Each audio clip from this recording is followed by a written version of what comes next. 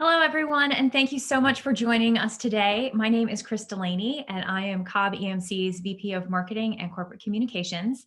And we have a very exciting webinar planned for you all today about the future of the EV landscape in 2021 and beyond. I would like to hand it over to Tim Jarrell, my colleague and Cobb EMC's Vice President of Power Supply, Rates, and DER Strategy, to provide you with a snapshot of where the EV industry is today in order to help us set up the stage for today's conversation and where it's heading in the future. So Tim, I hand it off to you. Thank you, Chris. I want to welcome again everyone joining us today for today's webinar. Since not everyone joining us today is an EV owner themselves, we wanted to provide you with a few key stats on where the EV landscape is today.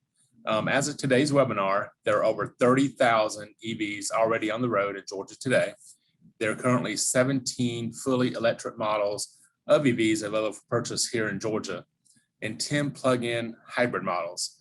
This is exciting to see as options are increasing for consumers all the time as they look for that perfect EV for their needs.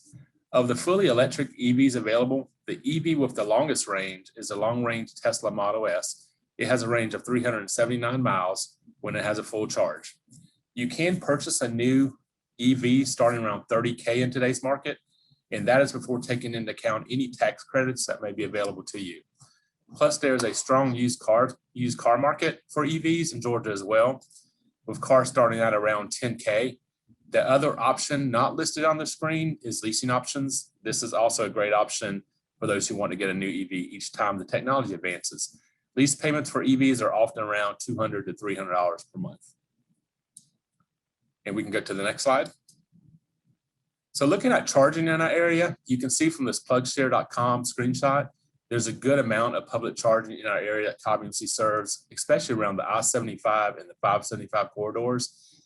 Cobb EMC also has an EV charging available at our campus in Marietta, including a free level 3 DC fast charger from ChargePoint.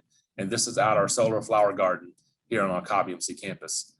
As a reminder, EV chargers are similar to gasoline pumps in that the lower your car is when you plug it in, the longer it's going to take to fully charge it. Same goes for battery size. The longer range cars typically take longer to charge since they have a higher capacity. If you plug into a level 2 charger when your battery is completely empty, you can expect to charge somewhere around 4 to 6 hours. However, if you're on a DC fast charger, level 3, like we have on our campus, a full charge can go from empty to full in about as little as 30 minutes, depending on the model. Next slide. In a recent survey of our members, the average miles driven daily by our members of EVs is about 46 miles. And some of the more popular EVs owned by our members is the Tesla Model 3 and the Model S, the Nissan Leaf, the Chevrolet Bolt, and the Kia Niro. Other results indicate on the next slide, EV owners for charging, that the majority of our members charge at home, and off-peak charging is most common which aligns very well with our night flex rate, which we'll talk about it now. So charging at home is an important option for our EV owners to have. While most cars come with a level 1 charger, many EV owners choose to upgrade to a level 2 charger, which will help you power up even faster. For reference, a level 1 charger can take anywhere from 12 to 16 hours to recharge a car. So most EV owners find the charger upgrade investment to be well worth it. Most level 2 chargers cost about $600 to $1,000, plus the cost of installing a 240 volt outlet in your garage if you don't have one there already. Once you have the charger installed, charging your EV at home is free with Cobb EMC's Night Flex rate. Through this time of use rate, members can receive up to 400 kilowatt hours free per month to use between the hours of midnight to 6 a.m. This power is for the whole home, so it's not just for EV charging. You can run your dishwasher overnight and do your dishes for free, as an example. You can learn more about the Night Flex rate and sign up on our website at cobbemc.com/nightflex. Now that I've given you a quick overview of kind of where the EV landscape is today, let's talk about where it's going. The chart you see here is from Deloitte Consulting, and it's their projection of what the EV future will look like. In 2021, you see that plug-in hybrids, PHEVs, and fully electric cars, BEVs, make up just a small chunk of the overall light passenger cars and light duty vehicles sold globally. However, as you look ahead to 2030, and a lot more models will be coming out over the next few years. The EV market share creeps up to around 25% of the new cars sold worldwide. Our panel today has some great information I'm going to share with you about the future of electric vehicles. So without further ado, I'm going to hand it over to Krista Williams with Cobb EMC, who will serve as today's moderator and introduce our panel. Thank you. Thanks, Tim, and good afternoon, everybody. I'm so excited to be here today facilitating our panel for you all. But before we get into that, I want to give you a little bit of information on each of their backgrounds. That way you can have an idea of who you might want to direct your questions to through the Q&A feature. Our first panelist today is Whitney Schmidt. Whitney is a senior director with ChargePoint, and she's responsible for Georgia, Alabama, and the Carolinas.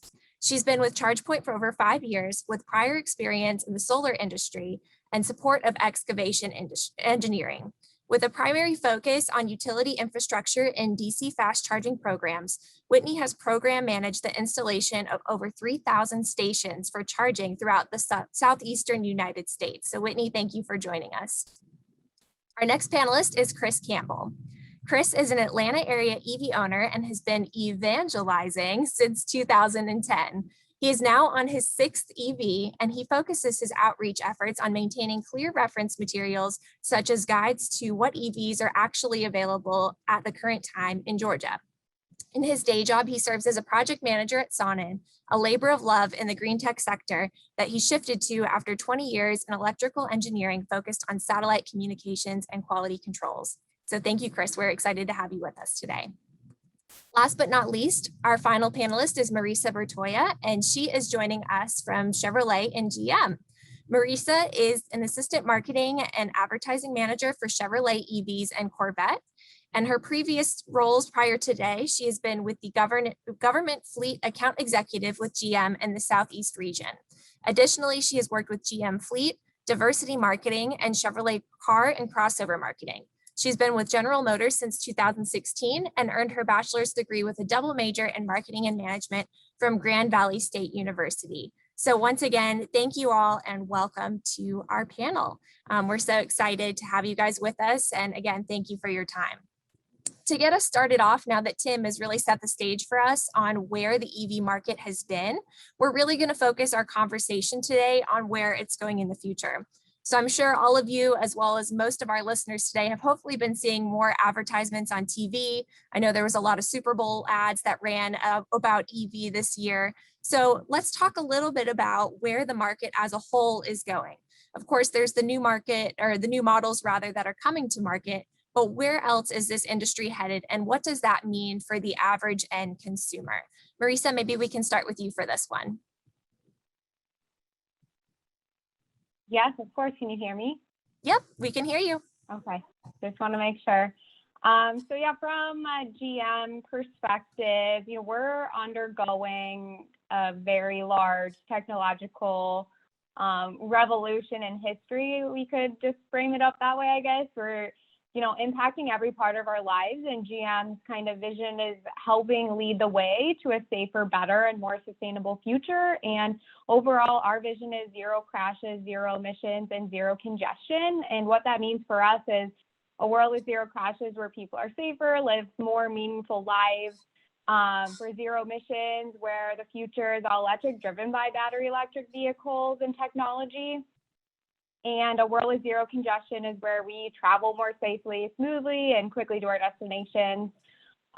So we have put out there, we're committed to going fully electric by 2035. And our technology today is so advanced that we can build products to meet the needs of our customers that ICE vehicles do today, and not only meet them, but exceed them and make these products even better. So we're investing, not only so you can drive electric, but so you can love driving electric. The solutions, capability, technology, and scale to invest in putting everybody in an EV is our commitment.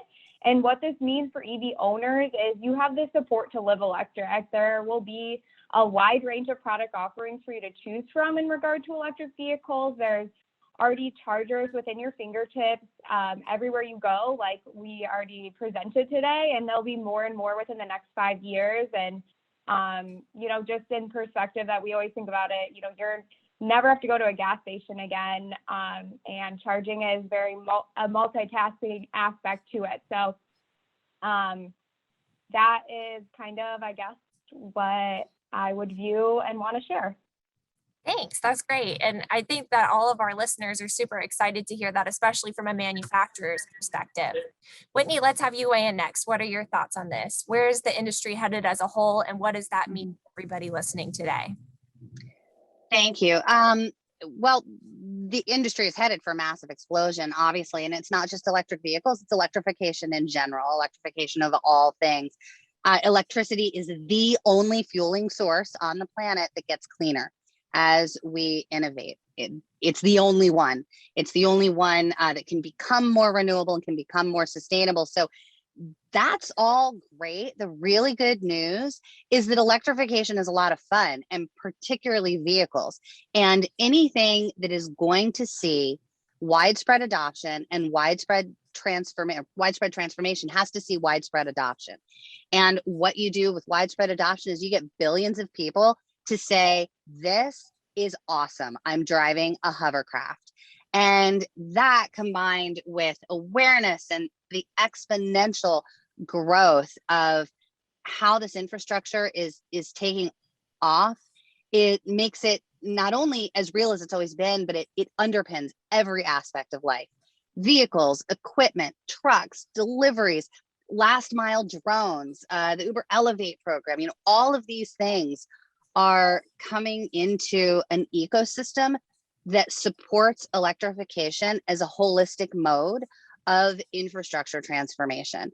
And so that is the great news. And that is where we're headed is just exponentially better. And it's getting faster and faster, obviously, and a little difficult to keep up. So I think this is all good, fun stuff moving ahead. Yeah, I agree with that. And we're going to talk about the EV explosion, as you referenced, in a couple of minutes here. But first, Chris, let's have you weigh on this. Where do you think the industry is headed? Yeah, I think a real tipping point was reached in 2019, so already almost 2 years ago now, when there was a real wave of EV charging infrastructure that rolled across the country. Now, I have to remind people, I always remind people that you charge mostly at home and you leave the day fully charged. And so you generally aren't not using the public charging infrastructure as often as you think you might. This isn't like a gas station. You can't gas up your car at home, but you can fuel up your electric car at home. And as that continues, but as that public infrastructure continues, it reduces the anxiety that people have about getting stuck someplace far away from home. I mean, there's been a rollout for the last 10 years, but really 2 years ago is when we reached a real tipping point. The other thing I would add is, up until a couple years ago, there were really only 4 car makers that were serious about this: Tesla, Nissan, GM, and BMW. Those are the only 4 companies that were committed to nationally selling and supporting these electric cars. There were a dozen other car makers, whether it was Volkswagen or Fiat or Kia, or there's all these different companies that were kind of going through the motions, but not really supporting it nationwide. And now that's changing. This year we have there's all these Super Bowl ads you see, whether it's the Volkswagen ID4 or the Ford Mach-E or the Nissan Ariya later this year, or the Bolt EUV. There's a lot more models coming to market, and a lot of the other car makers are really getting a lot more serious about this instead of just kind of phoning it in as they have been for most of the last 10 years. Right. Having more options on the market is always going to be a good thing. People want more choice, not less. But you both kind of set me up a really good segue there. Let's talk about this market explosion. So, how come we are just now seeing all of this take off? What is different today than maybe 5 years ago? Chris, maybe you want to start with that one? Yeah. So the cars are getting cheaper.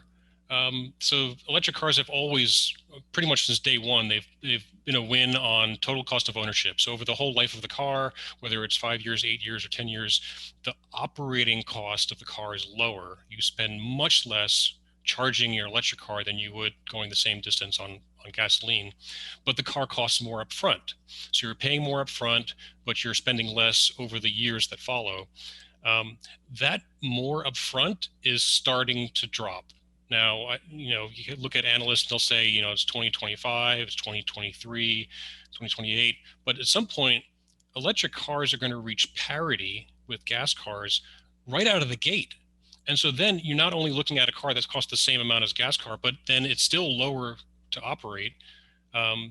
So, I mean, that becomes that's a game changer right there. So people that don't really realize the total cost of ownership thing, they don't even have to look that far ahead. They can just look at the sticker and see Right. that changing. The other thing I would say that's happening is up until a couple of years ago, well, really up until last year, you had kind of economy cars. You had the Nissan Leaf, you had the Kia Soul, and then you had kind of a luxury end of the market, Teslas and the like. And there wasn't anything in the middle. And if somebody wanted something a little bit nicer than a economy car, they didn't have much to choose from. The Bolt came in, the Chevy Bolt came in 2017, was real watershed model. But again, the models coming to market now are really kind of in the middle and a lot more appealing to a lot more people. They're not super expensive, but they're not super, modest or Spartan. You get some nice features with them. Right. It does, like you said, it comes back to choice. And a lot of people, it's the cost too, right? That's a huge decision criteria when purchasing these cars. So Whitney, let's have you weigh on this one. What are your thoughts? I mean, of course, as we achieve anything manufactured in greater quantities is going to achieve an economy of scale and exert downward pressure on pricing. And that's very important. One of the things that we see all over the place, and we see it, we notice it in workplaces, is that as people buy more EVs, people buy more EVs. As infrastructure is put in, people buy EVs. I mean, there are some public predictors of EV purchasing in workplaces that say if a workplace puts in electric vehicle charging equipment, that employees are 40% more likely to buy an EV the next time they buy a vehicle. And that study is actually a few years old. I would say that the likelihood is probably far greater now. The infrastructure is not transactional. Infrastructure goes in a whole bunch of different ways. Some of them holistic, some of them leverage subsidies, some of them leverage utilities programs, but increased adoption, of course, will always lower pricing, but infrastructure is not transactional like vehicles can be. So we don't necessarily see a lowering in pricing because we've got construction and we've got permitting and we've got ordinances and we've got all of this other stuff goes. I will tell you, it gets easier. One of the big challenges that we had, even when I came to ChargePoint a little over 5 years ago, was we were still having the what's an EV discussion. I was in a city council meeting up here in North Carolina, and someone asked me if you had to stop the vehicle and lock the wheels to go into EV mode, and I said, no, that's 4-wheel drive. But it wasn't a bad question. It was just it demonstrated that they weren't familiar with it. And so over these past 5 years, I have seen those kinds of very common questions completely disappear. I mean, almost entirely. And I deal with some areas with very low EV penetration. I've dealt with some states that a year ago had several hundred EVs statewide rather than thousands.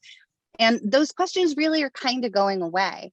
And it feels very much like when internet appeared in Starbucks and then McDonald's and then some hotels and then every hotel. We're at the, oh my gosh, we have to get this everywhere or people might not come to our location. And so in that way, we see this ease with which the infrastructure is going in and the expectation on design build projects. We've also, and I think this is important, we've gone through a cycle since EVSE became sort of common, maybe 3 or 4 years ago. A design build cycle is about 20 to 36 months. So we've gone through buildings that were in design build 3 and 4 years ago. Those have been built and are being occupied. And now we're in these new design build processes in these large buildings and large shopping centers and things like that are incorporating EVSE very inexpensively. It has nothing to do with the equipment. It has to do with the planning and the perception that this is necessary and that this should be part of what folks are doing. So that has been an enormous help in getting this infrastructure in. And it's also very holistic, which means it's sustainable. Yeah, definitely. And I love what you said about, just putting an EV charger in. That would be an incentive for employees at their workplace or for a business. You build it and they will come. Definitely that kind of mentality I think is going on now too, for sure. Marisa, what about you? What are your thoughts on why we're seeing these explosions in the market right now? Yeah, I think Chris kind of touched on some of the points that I was thinking as well. And it has, something along the lines with, technology, and as it advances over time, I think both EVs are blowing up as well as they're going to be more affordable. Because you can look at just the migration that happened with in the automotive industry from cars to SUVs. And this was because of the technology that automakers were able to make SUVs more affordable, better gas mileage. And just overall more affordable. So why wouldn't consumers want to take the option to have a larger vehicle and take more things with it? And so I think with EVs, it's kind of the same way. As technology advances, we're able to advance and go farther in range, charge faster, be more affordable, have all the capabilities. And EVs, like I touched on earlier, can be an even better or more capable than ICE vehicles, and they're very fun to drive. So, if you haven't experienced an EV, I definitely recommend you going to your local Chevy dealer and test driving a Bolt EV, because the pep in it, the 0 to 60 is like 6.5 seconds. So it will surprise you with how fun it is to drive. Yeah, shameless plug for Cobb EMC. We actually have a program where our members can test drive our fleet of EVs overnight for free, or even for the weekend. So if you go on our website, it's cobbemc.com/EV, and then look for the link that says test drive an EV. And we do have a Bolt in our fleet. So that's an option if you wanted to try to have an extended test drive with them. But I agree with what you're saying. They're so fun to drive. And if you haven't experienced one before, we definitely recommend you doing that. So all of you have kind of talked about cost a little bit. So, a lot of our members had questions they were able to submit prior to the webinar. That's really what's guiding this discussion today. And a lot of people really wanted to know, are EVs economical today? I know we talk about kind of the upfront price versus the total cost of ownership, and how will that pricing dynamic and affordability change over time? What point are they going to be completely on par with regular ICE vehicles? Marisa, do you want to start with that one? Yeah, I would say we've already come a long way from GM as well. And, the new Bolt EV that was just refreshed for 22 model year and revealed starts at $31,995. So we're getting down in price and trying to be as affordable as possible for your electric buyers. And when considering the total cost of ownership, it really does become more economical. I think Whitney and Chris have already kind of touched on this as well, but GM EVs have features like regenerative braking and one-pedal driving to restore your energy, and what it really reduces your battery usage and reduces the wear and tear on your brakes. So that's a whole other part of an EV, right? Is the overall less maintenance part of it, and no more oil changes, your brakes and everything that an engine that encompasses. You don't have to worry about those things anymore. And with Chevy, we also offer a complete care coverage, which entails an 8-year, 100,000-mile battery warranty with your EVs. So we're thinking about all of those things, as well as in encompassing, I guess, overall cost of ownership. There's just other perks, right? Like there's front row parking with charging and HOV lanes and other incentives out there to make EVs more affordable, and why living electric is so great. Right. I agree with that. I definitely agree. Chris, what about you? What are your thoughts? So we already talked about the dropping costs. The one thing I would add here that hasn't been discussed yet is how, now that we're 10 years into this kind of wave of the EV revolution, used EVs are a major factor now for affordability. And because the cars were improving technology so fast during those 10 years, it's kind of leveled off now, so they're not improving so dramatically every year. But those first 10 years, it was pretty crazy about, you get a car, a Chevy Bolt, for example, which is the gas hybrid, would go for like 40 miles. Well, then 3 years later, it was going 50 miles. Or The first EVs only had a range of 70, 80 miles, and then they went to 120, and they went to 200, and we're seeing 300 now. So that was improving rapidly. What that means is that if you owned one of those cars, it was really hard to sell because it was the value just dropped out of it because the new cars were so much better. You could get, for the same price, you get a much better car. But that means it's a bargain for somebody who's looking for a used car. So a used Leaf it was shocking how low they were getting. And after only like 3 or 4 years, you get one for like $6,000, $8,000. A used Bolt, down around $10,000 again, or $12,000, not too old at all. BMW i3s are also popular. They have a gas engine option. So I want to make sure that people know that, you sometimes you get sticker shock. You look at the price of these cars, and a lot of them have you knock $7,500 off the price. But even if that is, $20,000, $25,000, $30,000 is too much for you to stomach, look hard at used electric cars. They're an incredible bargain. And also because they don't degrade as fast. They don't wear out the same way that gas engine cars do. Great tip for a lot of our members. I know some people only buy used cars. They don't want to take the depreciation value. So that's a great tip if anybody hasn't considered looking at a used EV. Whitney, anything else you'd like to add to this one? Yeah, I would. Even at a smaller price point, it's still a lot for, I would venture to say, a majority of the public right now to get into an EV. I come from a family that has always paid cash for cars. I'm sitting in a vehicle right now that's not an EV because my EV is being traded in for another EV. But I paid $1,800 for the car that I'm sitting in, and it's an awesome vehicle. It's not electric, but it's awesome. So there are a lot of folks who are in that position and maybe sitting around going, yeah, that's great. If you're not paid a little above minimum wage, or, if you're a higher earner and you can front that kind of thing, if you even have the tax liability to take a $7,500 credit. Most people in the United States do not carry that kind of personal tax liability where they can even make use of a $7,500 credit because they're not in that tax bracket. But here's the good news for that. We are seeing the fleetification of all of this as well on a personal driving kind of level. I think it's possible that in some number of years, it may be decades, but I certainly think it will be within my children's lifetime, people won't really own cars. I think that there will be fleets. There will be, kind of the traditional, I always think of it as zip car because that's what was on my college campus 100 years ago. But we are seeing EV subscription services and people like Green Commuter who were in LA and then came to Chattanooga for a little while and then exited that because they were there very early. The Lyft Green Mode program.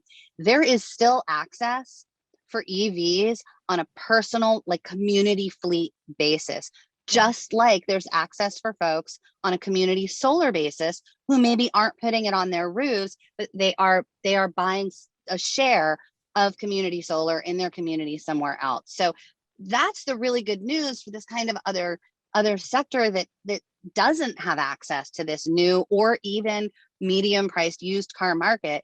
There's going to be something for everyone. And that again is going to be kinetic energy and contribute to this growth. Yeah, I think that's a great message. I mean, in Cobb EMC, anytime we talk about EVs, they truly are a great fit for any lifestyle. And whether that be, the EV that's going to pick you up for your Uber or Lyft ride is electric, if that's you have one yourself, I really think they are a great fit for almost anybody. Whitney, I'm actually going to shift gears. We're going to go to one-on-one questions. And the first one is actually for you. So I know we've talked a bit about how we are seeing more chargers out in the community, kind of you build it and they'll come, but also there's more EVs now. So there's a higher demand for public charging. Is this a trend that you think we'll continue to see in the future, just more public charging accessible, especially along highways? And what does that mean for the end consumer who's wanting to take their EVs around town and also on road? Mm-hmm. Sure. I just switched headphones. Can I get a quick thumbs up? This one good too? I hear okay, you. Perfect. Uh-huh. Don't always know. So the answer is yes and maybe. Certainly we are devoid of infrastructure in a lot of key places. You cannot very easily drive from down I-95 from North Carolina and probably even farther up down to Florida. You start to get some good coverage in Savannah, and we actually really largely depend on folks like Chris, and we've got EV clubs up here to bird dog this infrastructure and tell us, what's working, what's not, where is there a hole, where are there things that we haven't thought of. And so that driver ecosystem of kind of experts and early adopters, I mean, people who have been sort of in the industry much longer than I have and much longer than many of my colleagues, are ensuring that those kinds of holes that you're talking about fill. We'll see, of course, people will be able to drive from here to there. Gas tanks top out at a certain size. You can only get so many miles from firing up a combustible fuel. That it's not infinite. Battery technology, I mean, theoretically, that I think could be theoretically infinite. There are lots of complications, there are lots of costs, but you can pack a lot of electrons in a very small space. So I think we're going to see a combination. And by the way, vehicles are not my bailiwick. They are, I like to drive in them. I like nice ones, but knowing them is not my wheelhouse. But I do think we're going to see a longer range combined with better placed infrastructure with all of these programs that we see coming out, including, federal infrastructure programs and things like that, to yes, give drivers more confidence. The confidence level is already pretty darn high, but to give them more confidence to take these trips and do more with their electric vehicle. Yeah, definitely. Marisa, the next one I actually have is for you. So and I think people saw that GM was coming to this thing, and people have seen your announcement, the 2035 announcement that you touched on before. Tell us a little bit of the insider scoop on that. Why did GM decide to make this commitment, and what does that mean for you all looking to the future?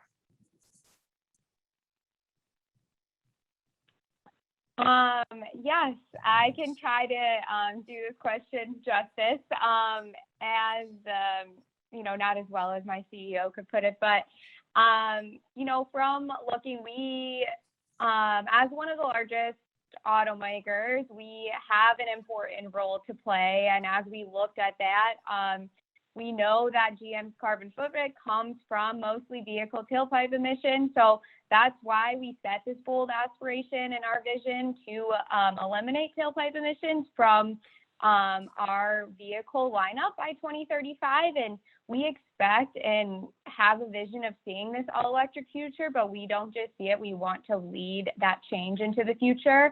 And we've definitely invested in this space over the past years and into the future to have this footprint. And we have positioned ourselves to deliver on this future because of our manufacturing scale, expertise, technology, everything in between. And more importantly, we have our forward-looking products that have earned trust and loyalty from our customers today. And to cover off, what that EV lineup entails, what I can speak about, what's currently on the market is the Chevy Bolt EV and the EUV, as well as, what's been released within the past year has been the new GMC Hummer truck, as well as the Cadillac Lyriq to come within the next year. Also, as a teaser, there is the GMC Hummer SUV that is being revealed this weekend during the Final Four, so be sure to check that out. But aside from that, there's a ton coming within the next few years. I will say it is way more current than the long term that you will start to see these vehicles, and you can expect a lineup of SUVs, crossovers, trucks, and everything in between to meet your guys' needs. Yeah, that's great. And I know that was a holdup for a lot of people for a long time, is that, I've always driven an SUV or I've always driven a truck. So I think everyone will be excited to see those new models as they start to roll out. Chris, the next question. We're excited. Yeah. Chris, the next question I have is for you. And what our members are also wanting to know is how can they go about selecting the right EV for them? I thought this was a great one for you as somebody who's had 6 EVs yourself so far. Tell us about kind of what the process works like. How do you decide? Yeah, so the first thing that I warn people about, and this is especially true up until like this year, is that there's lots of EVs in the market that are only sold in California, or they're only sold in California or what are called CARB states. So states that are kind of signed on to the California emissions scheme. And So people would do their own research and they get all excited. Oh, I want to get an electric Fiat 500. I want to get an electric Volkswagen e-Golf. Or there's a lot of Subaru even, or Honda made an electric car for a while. You can't buy them in Georgia. You cannot buy a lot of these cars in Georgia. I mentioned the 4 car makers that were committed nationally. So you could definitely buy a GM, Nissan, BMW, or Tesla EVs, but all the others you couldn't get. Now that's starting to shift, and certainly this year with these cars, the new cars that are being launched to market. So what I would tell people is get a test drive. If the dealer doesn't have the car for a test drive, that is a sign that this is one of the car makers that actually isn't serious about this, and they're not supporting it in Georgia. You really need to insist on a test drive. And people get kind of emotional, like, oh my God, there's a new car, I want to get it. They go ahead and place an order for it, sight unseen. That's really risky because you're buying into a car model and a car company that hasn't been serious about getting enough units out to the dealers where they can offer test drives. So that's the first thing I would tell people is, you can do your own research, but you have to actually see a car at a dealer to get a sign that it's really supported. The second thing, there's kind of two numbers. 200 miles of range is the new minimum. For somebody like me who's been living with 70 miles of range or worse in the winter for so many years, it's really nice to have 200 miles range or more.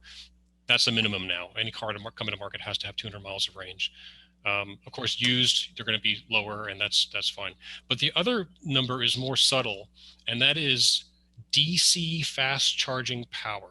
So that's how fast can the car absorb a charge during a short, fast charging session on a highway. So for example, ChargePoint has stations that go up to 125 kilowatts, but if your car only absorbs 50, you're not getting the value of that station.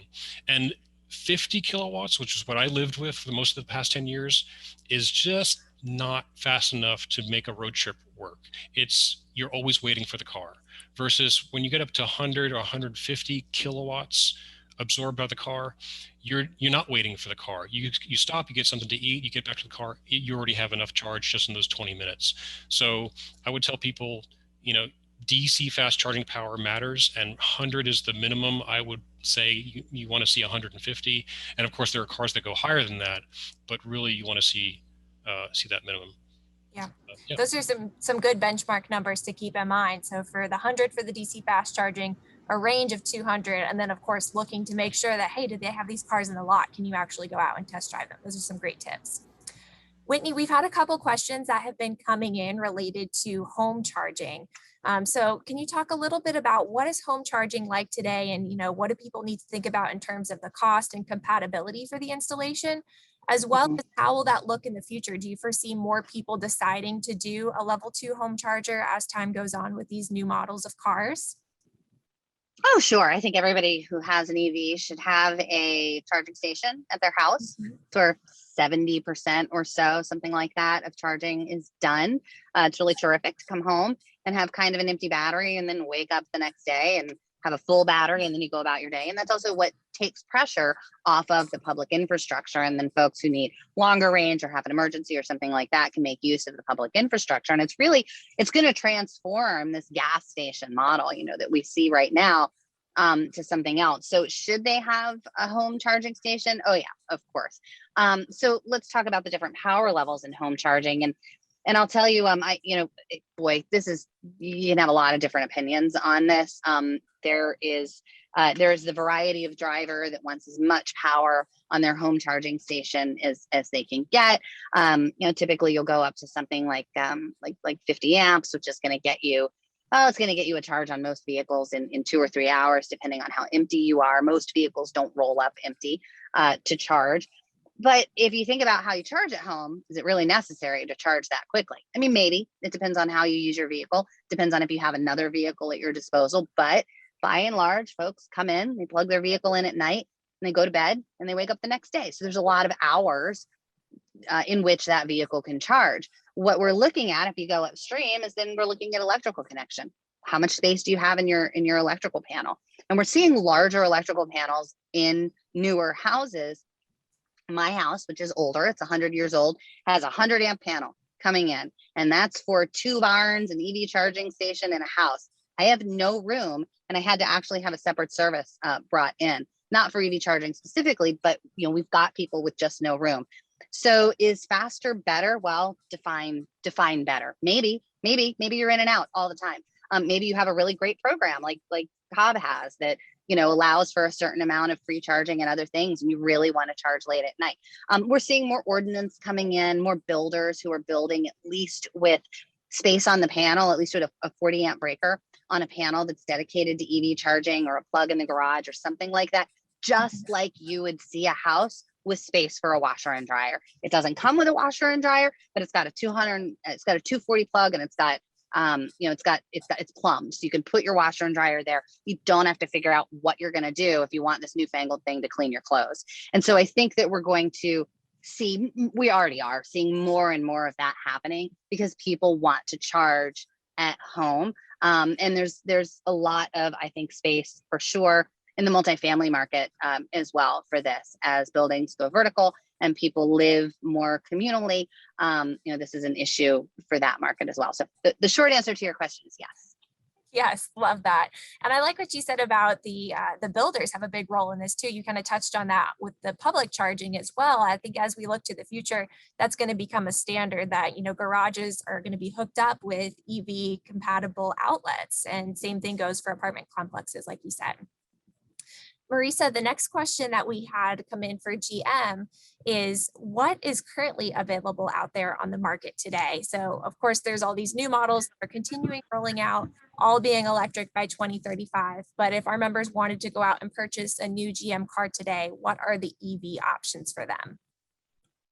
Yes, of course. There's definitely a ton of buzz, and like we talked about, Hummer and Cadillac with the Lyric, those aren't going to go into production until later this year and into early next year. So products you can find on dealer lots today or to order is the Chevy Bolt EV and the EUV. And just to cover some top 5, selling points on both of those, the Bolt EV has been around for 4 or 5 years now. So it just got a refresh on that vehicle. So it's definitely looking a lot nicer from the outside, more futuristic. I would say the interior's been upgraded, more comfortable seating. It offers 259 miles of range. It has standard wireless Apple CarPlay and Android Auto, which is a fun new feature. So you don't need the cord to plug in to display on your screen. And it comes standard with Chevy Safety Assist, which is basically 6 standard advanced safety features like lane change alert, side blind zone. All of those are standard on your first trim of that. On the EUV, this is an all new vehicle that was just revealed.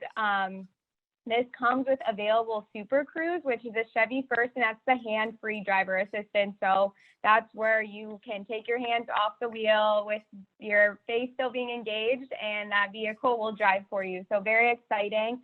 That offers 250 miles of range and also comes standard with those safety features as well, and has on top of the wireless CarPlay and Android Auto, it also has wireless charging on that vehicle.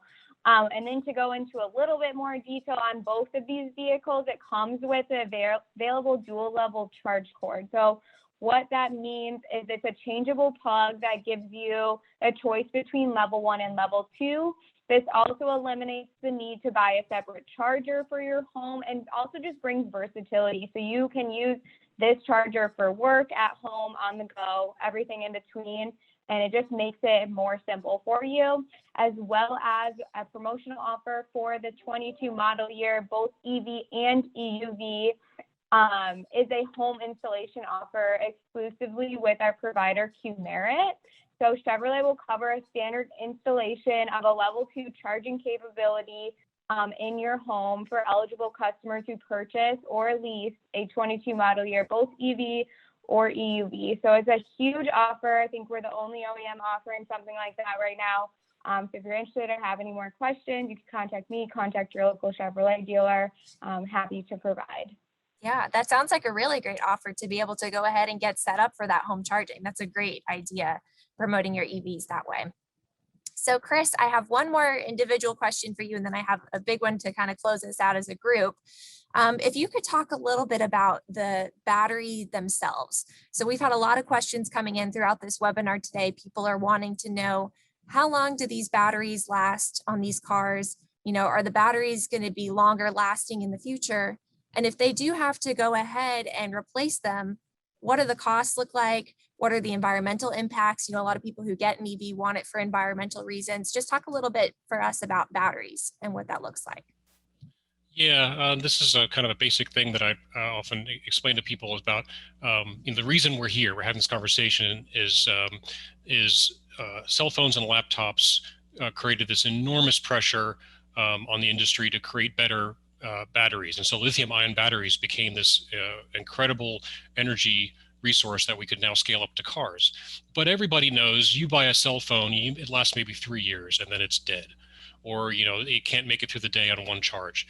That's not the same as an electric car, because electric car batteries, because we do expect them to last 10, 15 years, they are engineered much more carefully. They have thermal management systems around them. They have battery management systems.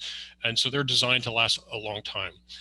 So that's the first thing to understand, is this isn't a cell phone battery. It's going to die after 3 years. The second thing is that batteries, lithium-ion batteries, don't collapse. They slowly degrade. So whereas you might have a certain capacity of mileage range, like 259, let's say, in the Bolt, over the years, that might drop slowly a little bit, but it's very gradual, and you don't get any surprises where suddenly it's just off the cliff and now you've got half the capacity. And so as the car ages, now you're 8 years into the car, you're 10 years in the car, maybe instead of 259 miles, maybe now it has 200 miles of range, or 210 or something like that. If that's within your daily cycle, or even your road trips, stopping at highway charging stops, that's still good enough, and you're not having to replace the battery just because it isn't perfect anymore. It's degraded a little bit.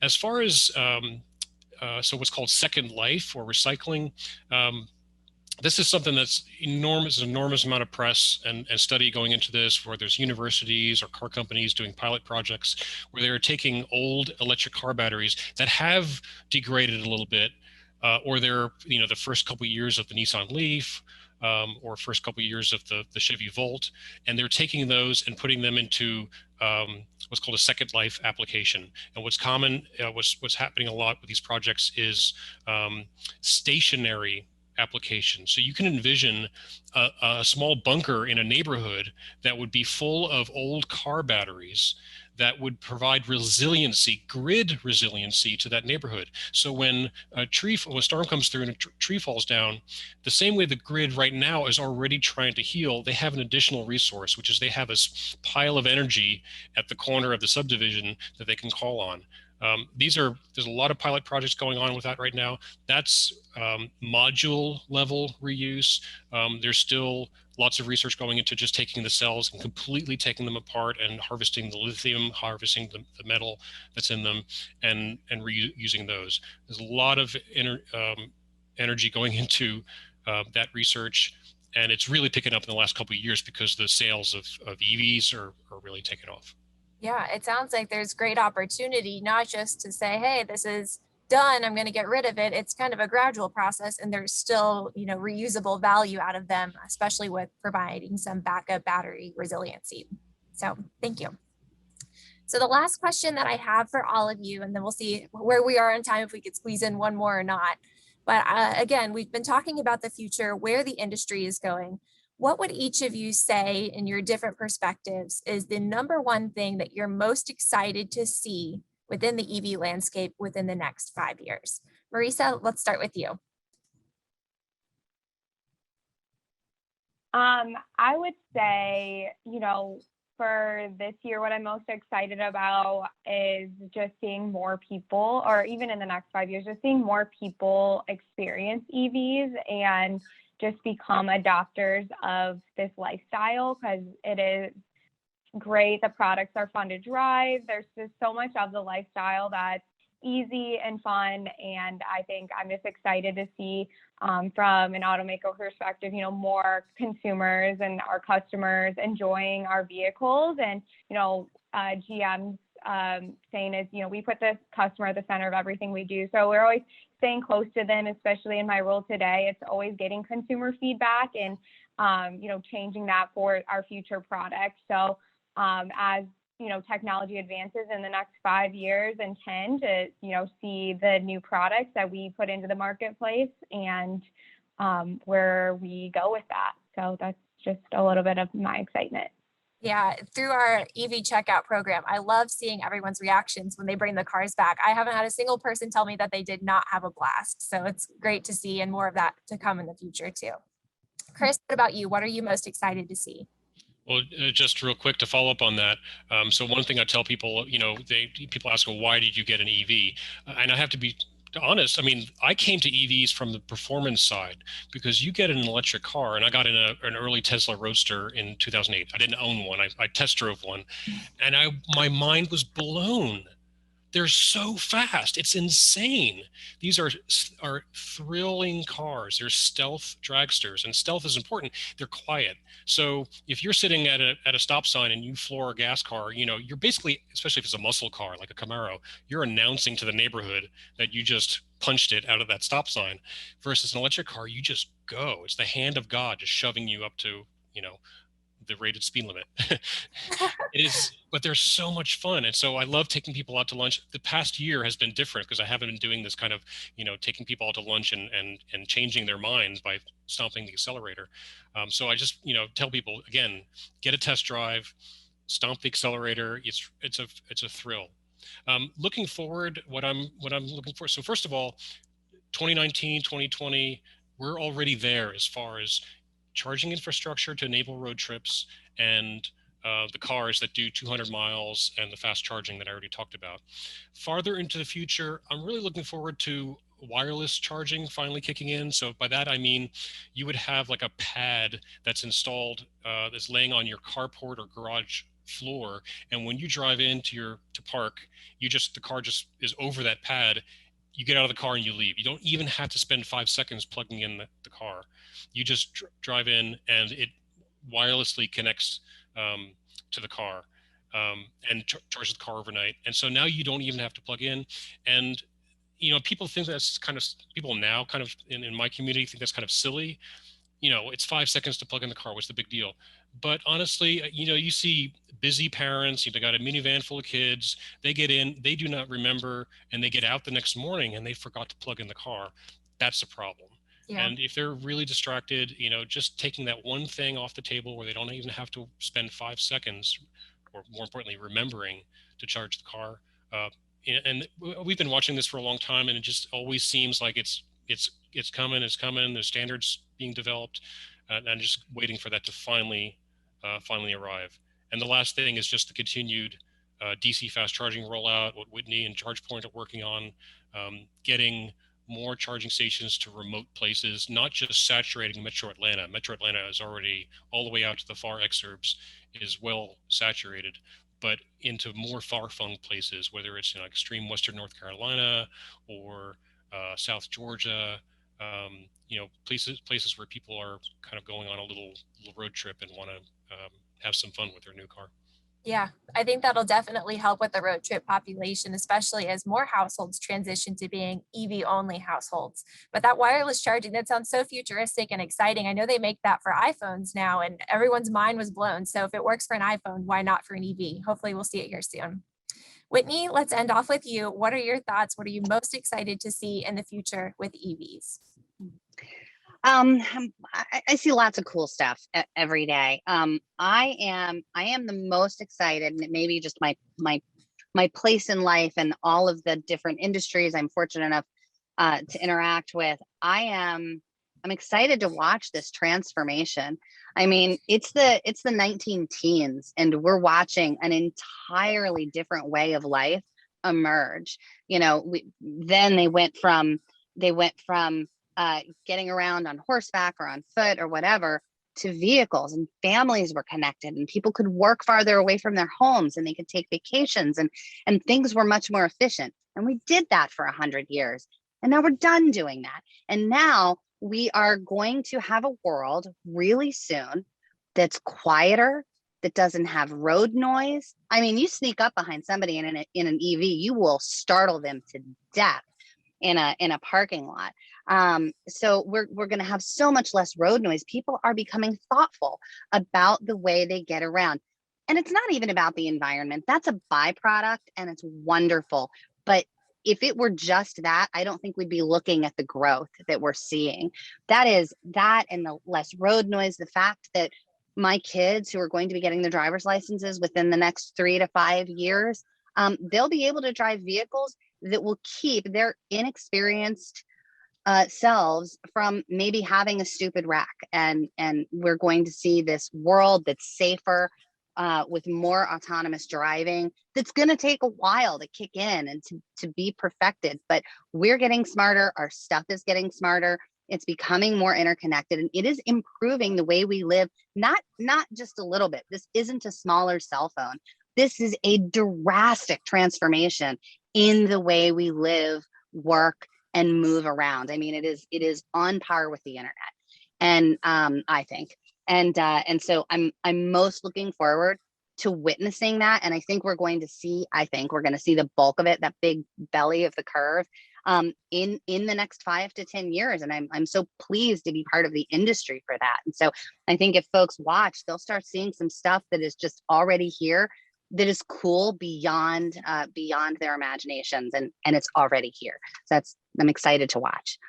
I love that. And that's a great message to end us off on, especially as we look towards the next 5 years. I know the poll at the beginning, some people had EVs or they were considering them, or maybe in the next few years. So hopefully through the conversation today, we've been able to teach you a good bit about what the future is looking like and that you enjoyed it. But again, I just wanted to thank all of you as our panelists for joining us today. And I'm actually going to pass it over back now to Chris Delaney with Cobb EMC, who's going to close us out and tell you all about how you'll get all the recordings, surveys, and all that good stuff. So Chris, I'll pass it back to you.